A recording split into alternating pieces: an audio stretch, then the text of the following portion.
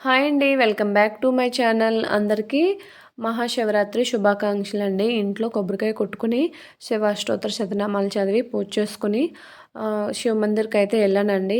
అయితే ఈరోజు నేను ఉపవాసం ఉంటానని అనుకున్నాను.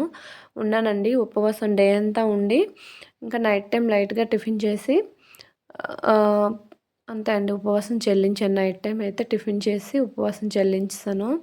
ఇంగోండి గుడికైతే వచ్చాను. మా చిన్నోడికి చిన్నపిల్లలంటే బాగా ఇష్టం అండి. ఆ పిల్లాడంటే బాగా ఇష్టం. ఎత్తుకున్నాడు చూడండి. వదలడు అలాగా పిల్లాడిని. ఇంకా ఈరోజు చాలామంది ఉన్నారండి.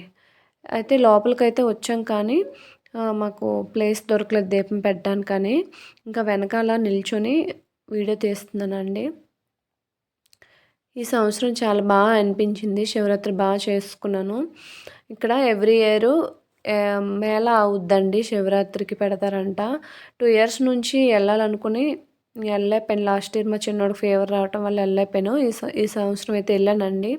ఇది మచిలీ మందిర్ అనే ఏరియా అండి. అనిపించింది. అంటే మన సైడ్ యాత్ర అంటాం కదా! మా శ్రీకాకుళం సైడ్ అయితే యాత్ర అంటాము. రాయవలస యాత్ర అనేసి ఒకటుంటదండి. ఎండల మల్లికార్జున స్వామిది. నాకైతే అది గుర్తొచ్చింది. అలాగా పిల్లలకి టాయ్స్, జాయింట్ వీల్స్ ఇలాంటి ట్రైన్స్ ఇలాంటివన్నీ ఎక్కించామండి. అయితే నేనైతే డ్రాగన్‌ది ఒకటి ఎక్కానండి. జాయింట్ వీల్‌లా ఉంటది కదా!